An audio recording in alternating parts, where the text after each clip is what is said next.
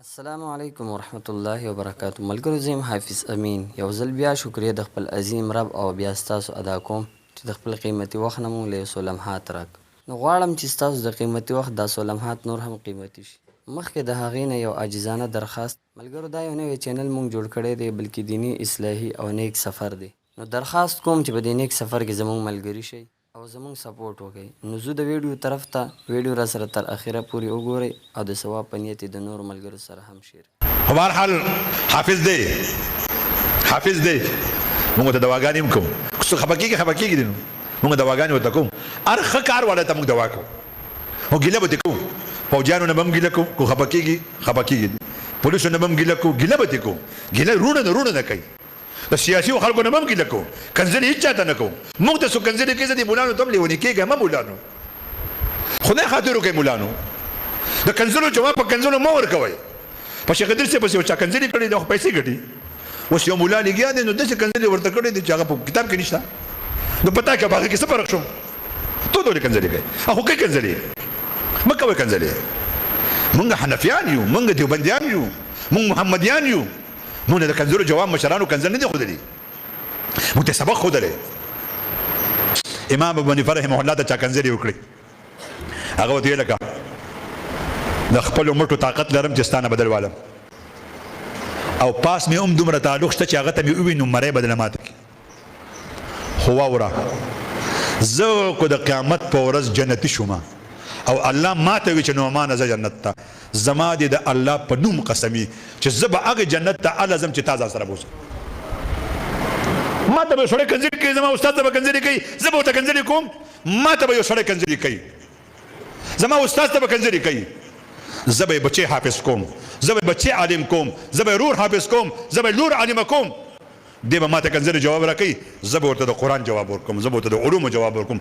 ګټه به د چای ګټه به زمونږ انشاءالله ګټه به زمونږ او د دې خلکو جبې مونږه کټ کولی شو، د دې خلکو جبې مونږه غوسولی شو، د دې خلکو جبې سترګې مونږه وښکلی شو، د دوی لاس مونږ کټ کولی شو. مونږ هغه مولان نه یو د پخوانۍ زمانې. واورئ په سوشل میډیا والو مونږ د هغې زمانې مولان نه یو. مونږ چې مشرف غونده کې سړی ته سترګو کې سترګې اچولې مونږ تا سترګې وښکلی شو، مونږ ستا لاس کټ کولی شو.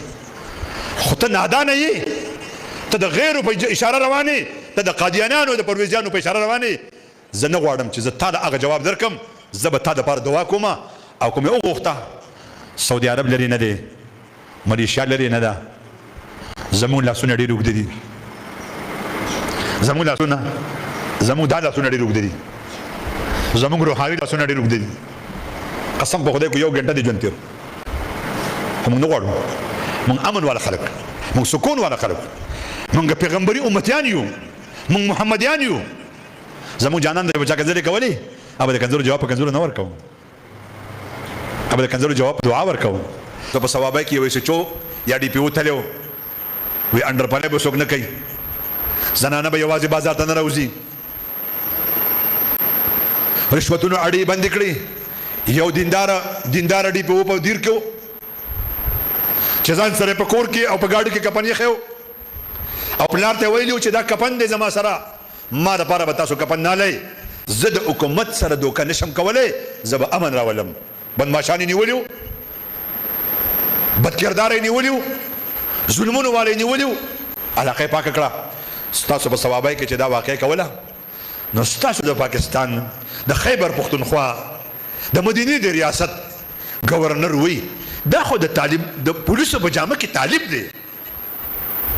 ولې چل څه کوي؟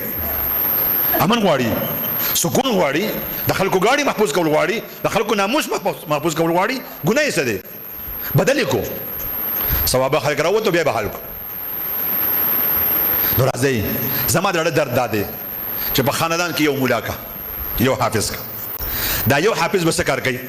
آخرت کې به در سفارش هم کوي، خو په دنیا کې به در نکاح کوي، جنازه به کوي، کویدنه به کوي، مونځ به درله کوي، سبق به درته وایي، تعویض به درته ښایي، دم به درله کوي. د دې مولا دا کار دی. الله مو دین دنیا ښایسته کا. دا ټوټه پوټه خبرې مې ته وکړې خو درخواست نه کوم چې زما دا خبرې په وا نه اورئ، زما دا خبرې اړه ته کوزي کوي.